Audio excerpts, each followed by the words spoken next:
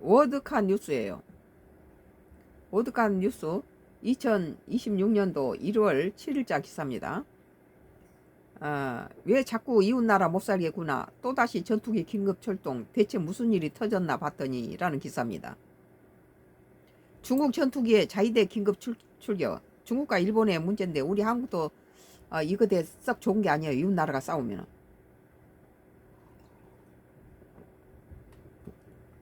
대만 포위 훈련 당시 일본도 견제. 사상 최대 방위비로 군사력 강화. 지난해 말 진행된 중규 대규모 대만 포위 훈련 당시 중국군 군용기가 일본 오키나와 섬 일대로 비행한 것이 뒤늦게 알려졌다. 일본 언론을 통해 보도된 내용에 따르면 중국 군용기 8대는 오키나와 섬과 미야코지마 사이를 통과했으며 이 때문에 또 다른 논란이 일어날 것으로 보인다. 자위대 전투기마저 긴급 발전한 사건.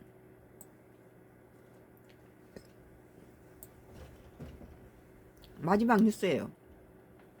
일본 방위성 통합망료갑부는 중국군 폭격기와 전투기 등 총 8대가 지난해 12월 29일 동남쪽으로 비행해 오키나와 현 섬들 사이 상공을 지난 뒤 거의 같은 경로로 되돌아갔다고 발표했다. 중국은 하나의 중국으로서 대만하고 통일하겠다는 건데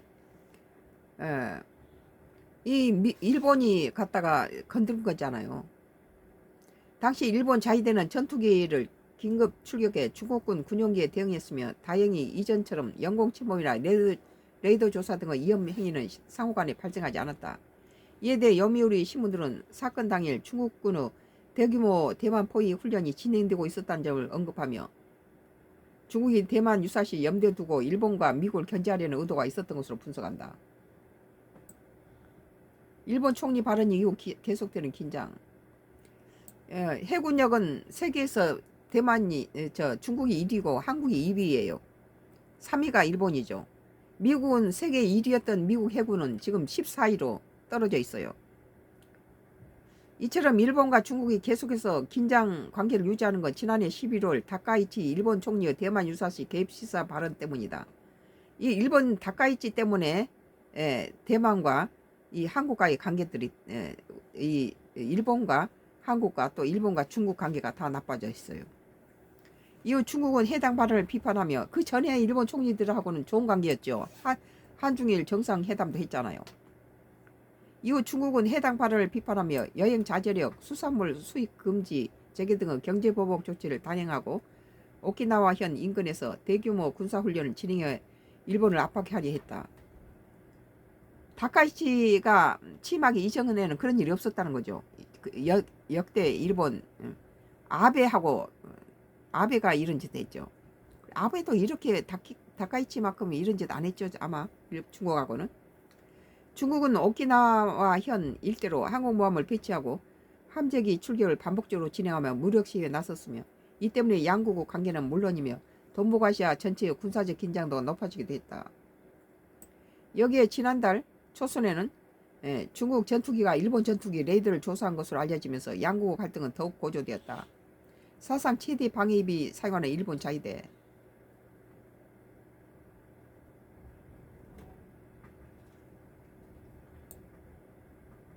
한편 일본은 이러한 안보 불안이 지속되면서 2026년 방위비를 대폭 인상했다. 일본의 2026년 방위비는 약 85조 9천억으로 정해졌다. 세계에서 제일 200배가 넘는 빚을 진 일본이 뭐 방위비를 이렇게 올리면은 참 힘들겠네요. 여기에 일본은 기존의 항공자위대를 항공우주자위대로 개칭하고 내부에 우주 관련 안보를 전담하는 각종 부대와 기구를 신설할 방침이다.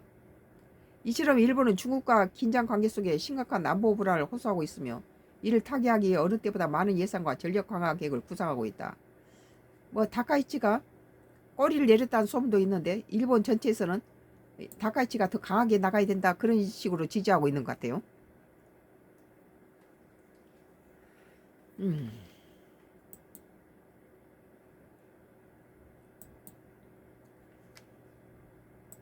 선카크루스 나의 정치 코멘트가 여기서 끝내겠습니다. 근데 틱톡은 아직 4분 19초가 남았네요. 하나 더 할까요? 그럼 하나 더 하죠.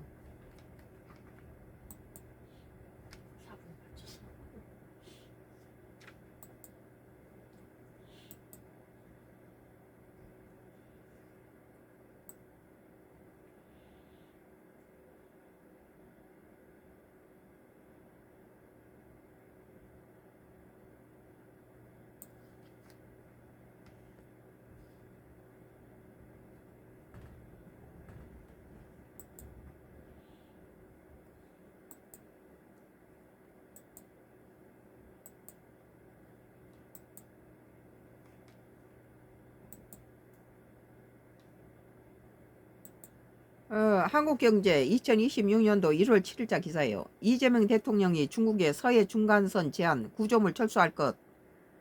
이거 할 말은 다 있군요. 중방문 기자단과 간담회. 시진핑은 올바른 편 발언.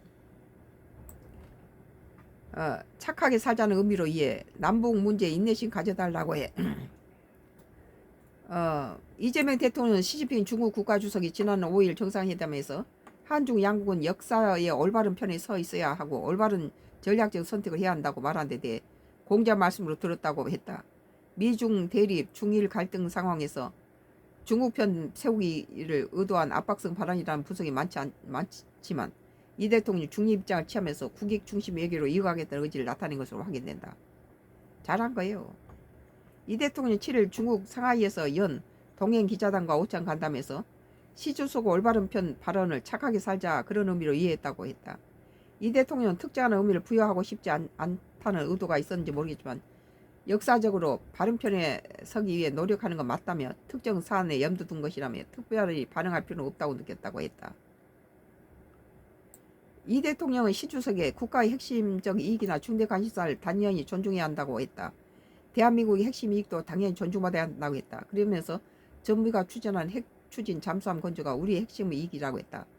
두 정상의 회담에 핵잠 건조를 놓고 의견을 나눴다. 이 대통령은 한육 콘텐츠 금지 관련해서 점진적 단계적으로 잘 해결될 것이라며 중국 측이 조짐 정도가 아니라 명확한 의사를 표현했다고 했다. 한중 잠정 조치구역 내 중국의 무단 구조물 문제는 중국 측이 양식장 관리시설 철수 방침을 밝혔다고 했다. 이 대통령 중간을 정확히 그어버리자고 당국 간에 실무적인 얘기를 하기로 했다며 선을 그어버리면 제일 깔끔하다고 했다. 공공으로 쓰는 것도 반 나누자는 거죠. 그럴 수도 있죠. 공간을 이용하니까 그렇게 되는데 그걸 나눠버리면 차라리 낫잖아요. 이 대통령이 이날 상하이 임시정부 청사 방문을 끝으로 3박 4일간의 중국 국빈 방문을 마치고 귀국했다. 이재명 대통령은 7일 중국 상하이에서 동행 기자단과 한 간담회에서 중국 한한령부터 양국 우호 증진, 서해 불법 구조물까지 할 말 다 했네요. 내가 보니까. 또 한중 정상회담에서 논의된 양국 주요 현안을 비교적 상세하게 설명했다. 이 대통령은 특히 중국 혐오와 한국 혐오 정서를 완화하기 위해서 양국 정상이 합의한 것은 이번 정상회담의 중요한 성과로 제시했다. 그렇죠. 협중 해소 위한 중표 필요. 이 대통령 우선 중국의 한한령 완화 문제에 대해서 점진적 단계적으로 질서 있게 잘 해결될 것이라며 긍정적으로 평가했다. 이 대통령은 중국 정부는 한한령은 없다고 말해왔는데 이번에 표현이 달라졌다며 해제 조짐 정도가 아니라 명확한 의사표명이었다고 했다. 이 대통령 시진핑 중국 국가주석의 석자 얼음은 한 번에 얻은 것이 아닌데 한꺼번에 녹겠느냐, 과일은 때가 되면 익어서 떨어진다고 말한 점을 명확한 의사표현의 근거로 들었다. 점차적으로 그게 될 거라 이거죠. 이어 시 주석 지시에 따라 실무 부서 간의 협의가 이루어질 것이라고 했다. 이 대통령은 다만 한한령 해제 시기와 범위에 대해 봄도 갑자기 오지 않는다. 시간이 필요하다며 중국 라이브도 끝났네요. 중국 사회주의 체제 속성 때문에 외국 문화 100% 방치할 수는 없을 것이라고 했다. 이번 회담에서 두 정상은 1년에 한 번 이상 이거 그만둬요. 1년에 한 번 이상 만나기로 뜻을 모았다. 이 대통령 올해 11월 중국 선전에서 열리는 아시아 태평양 경제협력체 APEC 정상회의에 가면 따로 양자회담을 하게 될 가능성이 많다고 말했다. 이 대통령은 외교, 통상, 산업, 학술, 지방정보, 정당 등의 고위급 대화를 계획 확대 및 실질화하자는 이야기도 했다. 군사 분야에서도 대화 계획을 높일 필요가 있다고 말했다. 뭐 여러 가지 잔잔한 것들이 많이 이거 끝났는데 왜 또 해요? 끝났어요 이제. 그거 꺼버리세요. 끝났네요. Y기업 장 뭐 회장이 하도 우리 지금 정치 거물들이 없으니까 막 장난치고 죽이기를 하고 있는데요. 이제 막 10명씩 들어오네. 지금까지 썬가 크루스는 나의 정치 코멘트를 했는데 많이 내 그 정치 코멘트를 죽이고 이 그 Y기업 장 회장은 이 우리나라의 세계 제1위의 건전한 기업을 중국 그 기업한테다가 기업 사냥꾼한테 중국 자본하고 넣어서 팔아먹으려고 그렇게 했던 인물이고, 이 강원도 이 낙동강 상류에서 기준치에 33만 배의 인체 치명적인 카드뮴이나 비소 이런 것들을 난동 때문에 흘려보내고 낙동강 하류로 흘려보내서 대구, 구미, 창원, 부산 시민들의 젖줄을 50년째 망치고 이렇게 번 돈 가지고 묻지마 살인, 디도스 사이버 테러, 강원도 펜션의 14명의 정신조종 자살은 인터넷을 통해서 불특정 다수를 겨냥해서 한 군데 모이게 해서 다 죽인 사건이에요. 이것이 지금 이태원 사건하고 똑같다는 거예요. 이게 우리 가족도 정신조종 자살로 살해될 뻔했는데 왜 우리는 안 죽었는가? 하나님이 함께한 사람은 마귀 사탄은 정신조종에 안 넘어가요. 그래서 그 정신조종 된 사건을 전부 다 기억해서 다 터지면서 Y기업의 사건이 20년 전에 나로 인해서 이게 하나님이 세상에 다 알려라. 수많은 사람이 정신조종으로 자살로 살해당한다. 이렇게 번 돈 가지고 디도스 사이버트, 강원도 펜션 살인 사건, 뭐 연예인 성상납,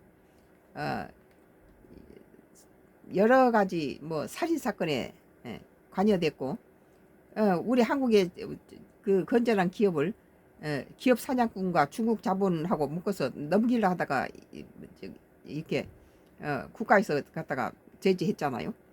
이런 Y기업 장 회장은 지금 내 지금 정치 코멘트를 다 죽이고 있어요. 못 들게 하는 거예요. 이게 지금 20년 동안을 내 블로그를 갖다 죽이고 없애버리고 폭파시켜버리고 이 짓거리를 지금 계속 하고 있는 거죠.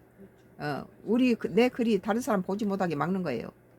유튜브하고 짜고 하는 거죠. 유튜브 안 짜면 이렇게 철저하게 막 수는 없어요. 숫자를 조작하고. 썬가 크루스 나의 정치 코멘트를 여기서 끝내겠습니다.